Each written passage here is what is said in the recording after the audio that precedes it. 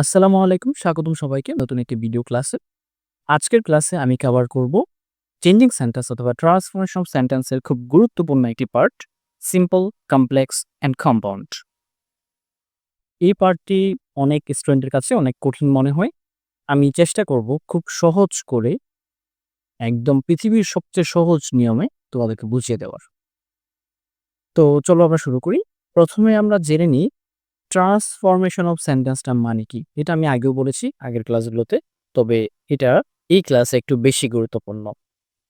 Sentence transformation বা transformation of sentence means changing a sentence. একটা সেন্টেন্সকে পরিবর্তন করা ফ্রম ফ্রম ওয়ান স্ট্রাকচার, একটা গঠন থেকে টু অ্যানাদার, আরেকটা গঠনে। যেমন সিম্পল থেকে কমপ্লেক্স, কমপ্লেক্স থেকে কম্পাউন্ড, অথবা এটা উল্টাও হতে পারে, কম্পাউন্ড থেকে কমপ্লেক্স, কমপ্লেক্স থেকে সিম্পল, অথবা সিম্পল থেকে কম্পাউন্ড, কম্পাউন্ড থেকে সিম্পল, ঘুরে ফিরে অনেক রকম আসতে পারে। ঠিক আছে? আমরা কি চেঞ্জ করব? স্ট্রাকচার চেঞ্জ করব উইদাউট চেঞ্জিং ইটস মিনিং। এই কথাটা খুব গুরুত্বপূর্ণ। আমরা মূল অর্থটা পরিবর্তন করব না। খেয়াল রাখবে, আমরা ট্রান্সফরমেশন সেন্টেন্সে ফরমেশন চেঞ্জ করছি, স্ট্রাকচার চেঞ্জ করছি, গঠন চেঞ্জ করছি, কিন্তু এর মিনিং কিন্তু পরিবর্তন করছি না। তোমার যদি মিনিং কোনো কারণে পরিবর্তন হয়ে যায়, তাহলে নিশ্চিত ধরে রাখো যে তোমার ট্রান্সফরমেশন অফ সেন্টেন্সটি হয়নি। ঠিক আছে? This helps students will write better understand grammar more deeply. এটা স্টুডেন্টদেরকে বিভিন্নভাবে একটা কথা যখন তুমি সিম্পলেও এক্সপ্রেস করতে পারো, প্রকাশ করতে পারো, কমপ্লেক্সেও প্রকাশ করতে পারো, কম্পাউন্ডেও প্রকাশ করতে পারো, তাহলে তোমার রাইটিং স্কিলটা অনেক বেশি ডেভেলপ হবে। অনেক বেশি পরিমাণ ডেভেলপ হবে। তুমি বিভিন্নভাবে একটা লাইনকে ঘুরিয়ে ফিরিয়ে লিখতে পারো। এটা তোমার রাইটিং স্কিলকে ডেভেলপ করে এবং গ্রামারকে আরো গভীরভাবে জানতে সাহায্য করে। আন্ডারস্ট্যান্ড গ্রামার মোর ডিপলি। ওকে? আমি ট্রান্সফরমেশন সেন্টেন্সে গতানুগতিক যে সমস্ত নিয়ম আছে বইগুলোতে ওভাবে আমি শেখাই না। আমার স্টুডেন্টদেরকে আমি সাধারণত এগুলো ক্লুর উপর ভিত্তি করে বা ইন্ডিকেটরস এর উপর ভিত্তি করে আলাদা করে ফেলি। ট্রান্সফরমেশন সেন্টেন্সের সিম্পল, কমপ্লেক্স, কম্পাউন্ডের মধ্যে আমি কয়েকটা ক্লু পেয়েছি সব মিলিয়ে। বেশিরভাগ সময় এই ক্লুগুলো থেকেই আসে, এই ক্লুগুলোর বাহিরে কিছুই আসে না। তো এই ক্লুগুলো কি, কি? একটা আছে রিজন, একটা টাইম, কন্ট্রাস্ট মানে হচ্ছে বিপরীত, বিপরীত অর্থ বোঝায়, প্লেস জায়গা বোঝায়, পারসন ব্যক্তি বোঝায়, অবজেক্ট কোনো একটা বস্তু বোঝায়। এই ক্লুগুলোর মধ্যেই বেশিরভাগ সিম্পল, কমপ্লেক্স, কম্পাউন্ড থাকে। তো আমি যেটা করেছি এগুলোকে ক্যাটাগরাইজ করে ফেলেছি। কিরকম? রিজন বোঝালে একরকম রুল অ্যাপ্লাই করব, টাইম বোঝালে একরকম রুল অ্যাপ্লাই করব, কন্ট্রাস্ট বোঝালে একরকম, প্লেস বোঝালে একরকম, পারসন বোঝালে একরকম, অবজেক্ট বোঝালে একরকম। তুমি যদি এভাবে ক্লু বেসড না শিখো, তাহলে যেটা সমস্যাটা হয়, বা আমি যেভাবে শিখেছিলাম, আমরা যেভাবে শিখেছিলাম ওরকম আমাদেরকে যেভাবে শেখানো হয়েছিল ছোটবেলায়, ওরকম যদি শিখতে চাই আমাকে অনেকগুলো স্ট্রাকচার পড়তে হবে। আমি অতগুলো স্ট্রাকচার পড়াবো না, এবং আমি সিম্পল, কমপ্লেক্স, কম্পাউন্ড স্ট্রাকচার পড়ার উপর বা স্ট্রাকচার গড় বাঁধা মুখস্থ করার উপরে গুরুত্ব দিই না। গুরুত্ব দিই হচ্ছে প্র্যাকটিসের উপর। আমি ক্লুর রিলেটেড ১টা ২টা স্ট্রাকচার পড়বো আর বেশি, বেশি প্র্যাকটিস করব। তাহলে দেখবা যে তুমি পেরে যাবা। এখানে অনেকগুলো এক্সেপশনও আসবে। সেগুলো তোমার আইকিউর উপর ভিত্তি করে ইনস্ট্যান্ট তুমি সলভ করতে হবে। এ নিয়ে আমরা শুরু করি। সিম্পল, কমপ্লেক্স, কম্পাউন্ড সেন্টেন্স বোঝার জন্য খুবই গুরুত্বপূর্ণ এই সিম্পল, কমপ্লেক্স, কম্পাউন্ড গুলো কি, আলাদা, আলাদা সেন্টেন্স গুলোকে বোঝা। এইটার চেঞ্জেসটা বোঝার জন্য। তুমি চেঞ্জ করবা কিন্তু সেন্টেন্স গুলাই জানো না। সেন্টেন্স গুলা স্ট্রাকচার জানো না। তাহলে তোমার চেঞ্জটা কখনোই হবে না বা কখনোই পারবে না। এটা খুবই গুরুত্বপূর্ণ একটা সেকশন। সিম্পল সেন্টেন্স মানে কি? সিম্পল সেন্টেন্স এখানে শুধুমাত্র একটা ইন্ডিপেন্ডেন্ট ক্লজ থাকে। খেয়াল করবে সিম্পল সেন্টেন্সে শুধুমাত্র একটা ইন্ডিপেন্ডেন্ট ক্লজ থাকে। এটাই হচ্ছে মেইন ক্লজ। একটি মাত্র।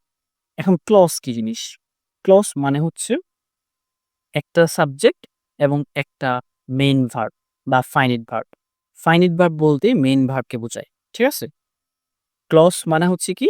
একটা সাবজেক্ট এবং একটা ফাইনিট ভার্ব। এই ২টা মিলিয়ে হচ্ছে একটা ক্লজ। ফর এক্সাম্পল, আমি যদি বলি যে হি রিডস আ পোয়েম, এই সেন্টেন্সটার মধ্যে, এই হি রিডস আ বুক এই সেন্টেন্সটার মধ্যে দেখা যাচ্ছে এটার মধ্যে কয়টা ক্লজ আছে? একটা ক্লজ। একটা ক্লজ কিভাবে বুঝলাম? কারণ এখানে সাবজেক্ট একটা এবং ফাইনিট ভার্বও একটা। একটা সাবজেক্ট এবং একটা ফাইনিট ভার্ব মিলে একটা ক্লজ তৈরি হয়। ঠিক আছে?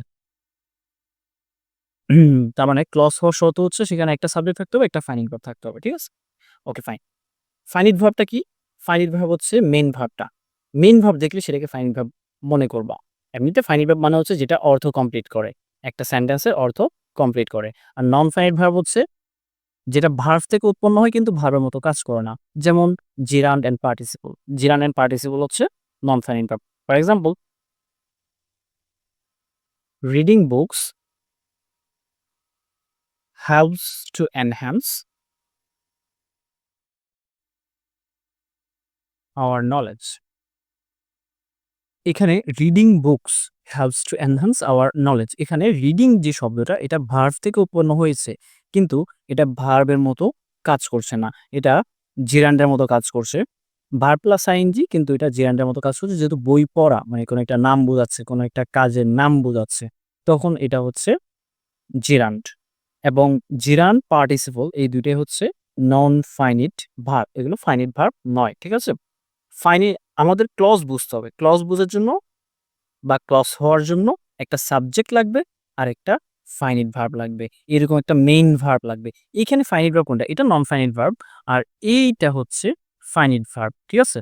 নন ফাইনিট ভার্ব এবং ফাইনিট ভার্ব এগুলো কিন্তু বুঝতে হবে। সিম্পল, একদমই সিম্পল। মেইন ভার্বটা অলওয়েজ ফাইনিট ভার্ব। ঠিক আছে? আর gerund participle always non finite verb. একটু বুঝলেই হয়ে যাবে। ঠিক আছে? তাহলে আমাদের ক্লজ হওয়ার জন্য একটা সাবজেক্ট আর একটা মেইন ভার্ব লাগবে। ক্লিয়ার কথাটা? কমপ্লেক্স সেন্টেন্স কি? কমপ্লেক্স সেন্টেন্সে ২ টা ক্লজ থাকে। কমপ্লেক্স সেন্টেন্সে ২ টা ক্লজ থাকে বা একাধিক ক্লজও থাকতে পারে। মানে ৩-৪ টাও থাকতে পারে। তবে সেখানে একটা মেইন ক্লজ থাকবে আর ১ বা একাধিক সাবঅর্ডিনেট ক্লজ থাকবে। একটা মেইন ক্লজ থাকবে এবং একাধিক সাবঅর্ডিনেট ক্লজ থাকবে। ১ বা একাধিক সাবঅর্ডিনেট ক্লজ থাকবে। সাবঅর্ডিনেট ক্লজ আর মেইন ক্লজ এই ২ টা জিনিস আবার কি? দেখো, এখানে একটা ক্লজ আরেকটা ক্লজের উপর নির্ভরশীল। মেইন ক্লজটাকে আমরা ইন্ডিপেন্ডেন্ট ক্লজও ধরতে পারি। আর সাবঅর্ডিনেট ক্লজটা হচ্ছে ডিপেন্ডেন্ট ক্লজ। এটা মনে রাখুন। যেমন আমি যদি একটা সেন্টেন্স লিখি, একটা আ কমপ্লেক্স সেন্টেন্স লিখি।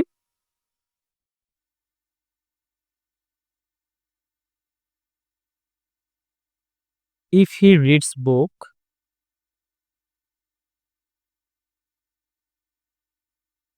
he can enhance his knowledge.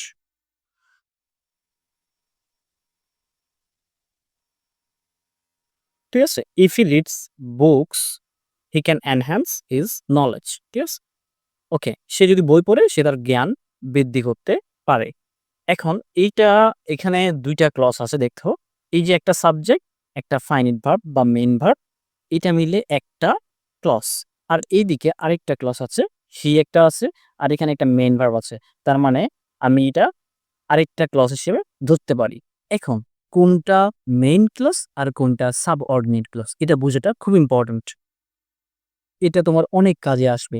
Completing sentence যখন পড়বা তখনও কাজে আসবে।